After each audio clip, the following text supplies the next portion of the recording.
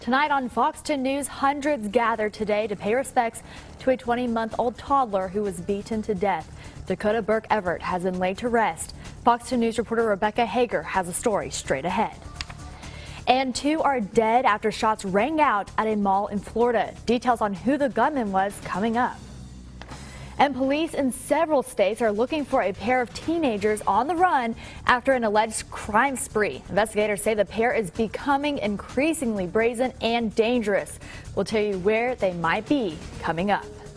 And you've got Sunday plans. I have a great weather forecast for you. I'm meteorologist Matt Barrentine. All the details on that, I'll break it down for you right here on Fox 10 News.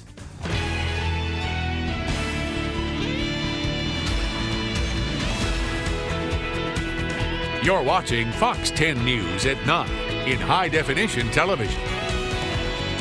Hello, everyone. I'm Candace Murphy. Thank you for watching the news tonight on Fox 10 and fox10tv.com. The child abuse, we need to get that stopped. There's no reason for a child to be abused like that. They're very innocent. More than 500 bikers showed up today for Dakota Burke Everett's funeral at Radney Funeral Home. The 20-month-old died last Thursday after being admitted to USA Children's and Women's Hospital. She suffered multiple fractures and burns to her body, but today was a celebration of the toddler's life. Fox 2 News reporter Rebecca Hager was at the funeral talking with a group of bikers who say they're riding for little Dakota. We just want them to know we're praying for them and thinking about them through a hard time. With engines revved, helmets on, and teddy bears strapped in.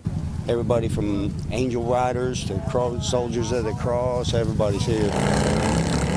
More than 500 bikers from around the Gulf Coast rolled in for Dakota Burke Everett's funeral. We believe children should be taken care of. The toddler died with skull and collarbone fractures and burns on her hands and feet. Should have never happened. It should have never happened. That little girl didn't deserve what she got, and we're here to stand behind the family with our family. Poor little Dakota, such a precious thing. We hate it, and we want to come and support her and her family and see if we can't stop this child abuse going on. The bikers stood in silence for prayer, then led the funeral procession to the cemetery in 8 Mile, where Dakota was laid to rest. Traffic on Dauphin Street was stopped for more than 15 minutes as a line of bikes spilled onto the intersection. Several bystanders stood across the street to show their support for the bikers and for a little girl taken too soon. It's kind of overwhelming how many showed up here. That's a tragedy, and hate to be out here for this reason, but it's just an unbelievable thing. In Mobile, Rebecca Hager, Fox 10 News. There's a candlelight vigil for little Dakota planned next Sunday. It's at the Sims Community Center on Moffett Road. People will gather in prayer. It starts at 6 o'clock that evening. Organizers say you can bring a new teddy bear to be donated to the Child Advocacy Center. 2 people who were not at Dakota's funeral, her mother, Summer Everett, and her husband, Christopher Knapp. They're still in Metro Jail tonight. Yesterday, a judge set bond in the murder and aggravated child abuse case against the newlywed couple. They each face a total bond of $170,000, $11,000 in cash. District Attorney Ashley Rich says Dakota was the victim of ongoing abuse. She says a high bond was necessary in light of the circumstances. The child was tortured, and this was an ongoing situation of abuse that eventually resulted in a murder. I thought that they deserved bond because of the fact that they had no prior criminal history. The district attorney and Knapp's attorney both commented on the couple's recent marriage. Listen. They weren't married at the time that these acts were committed, and I think that's what's important. Spousal privilege in this particular situation would only cover communications that were made during the marriage, and they were not married at the time. That issue, in my opinion, is completely and totally irrelevant. Both of these people are charged with a crime. Neither one of them can be forced to testify. Both Everett and Knapp are due back in court for a preliminary hearing February 3rd. Mobile police are investigating a shooting that left a man injured as he was leaving a high school basketball game. It happened last night around 10:15 on Dublin Street in Mobile. Police say the man was walking to his car after the game when he noticed a group of juveniles fighting. Police say as the man walked by the group, he was shot once in the backside. If you know anything about the shooting, call Mobile Police.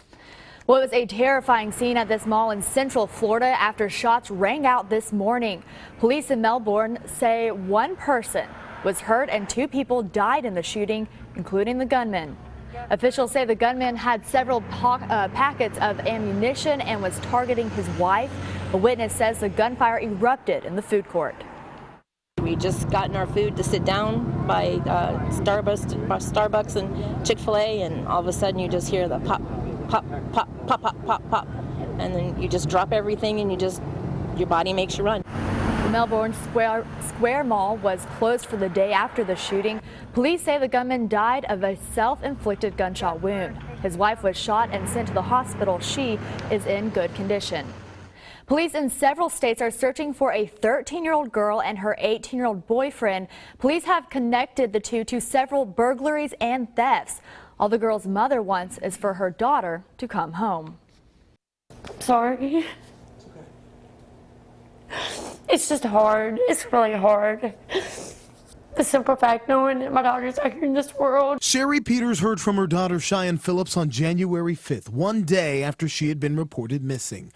The 13-year-old girl and her 18-year-old boyfriend, Dalton Hayes, asked for $100 in a text message. She said, "We're just going to run."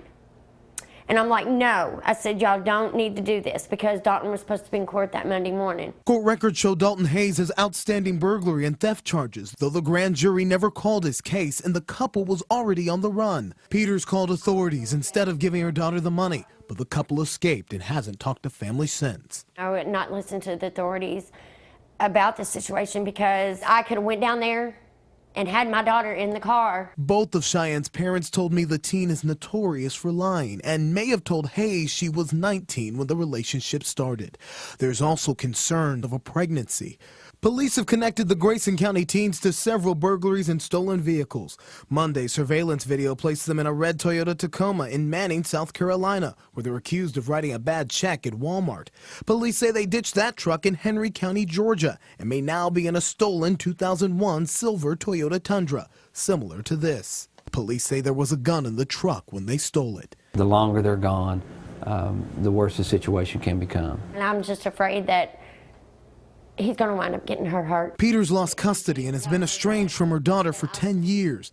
They reunited before Christmas, and she's hoping Phillips will listen now. Just please come home. Please come home. We can work through whatever that it is. Gilbert Coursey, WDRB News. Police say unless the teens surrender, quote, the outcome is not going to be good. The sheriff says they may be headed to Florida. Well, we had a beautiful day here across the Gulf Coast. I'm meteorologist Matt Barentine. Happy Saturday night to you and looking great.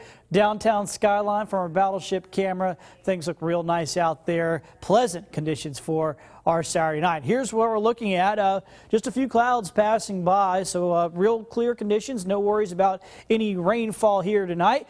As we go through the overnight hours on into tomorrow morning, what we're going to wake up to is very nice weather. Temperatures will be cool, yes, but compared to what they could be at this time of year in January, it's not bad. Our normal low for this time of year is 40, and a lot of areas are going to be right about that. So a crisp, cool January morning. By the afternoon hours on your Sunday, not bad at all. Temperatures will be in the lower to mid 60s, very comfortable. It'll be breezy at times with winds out of the northwest at 10 to 15 miles per hour. So where do we go from here? Well, we're continuing to see these seasonably crisp mornings. Mild afternoons. It's a relatively quiet pattern. How long can that last? We'll check out the 7-day outlook coming up in just a bit. Governor Robert Bentley is 2 days away from being inaugurated for a second term in office. His inauguration will be Monday morning at 9. Fox 2 News anchor Bob Grip will sit down with the governor for a one-on-one interview before the inauguration. You can watch that interview tomorrow night right here on Fox 10 News at 9. On Monday, we'll have a live report from Montgomery. We'll also stream the inauguration live on our website, fox10tv.com. The inaugural parade will include the Distinguished Young Women of Alabama, the Azalea Trailmaids, the Porch Band of Creek Indians, the Chamber Ambassadors from Atmore, the USA Marching Band, and representatives from Battleship Memorial Park. President Obama will deliver his 6th State of the Union next week. Topics on the president's agenda include cybersecurity, higher education, and trade. In the lead up to the State of the Union address, the president has put forward proposals to make community college free for some students and extending sick leave to working families. You can also watch the president's State of the Union address Tuesday night right here on Fox 10. It starts at 8 o'clock. We'll also live stream that on our website, fox10tv.com.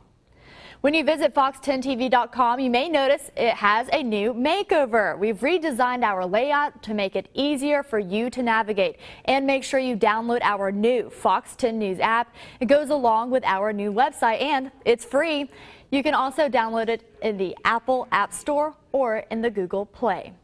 Now, coming up on Fox 2 News, let the good times roll. Mardi Gras season, well, it's officially here.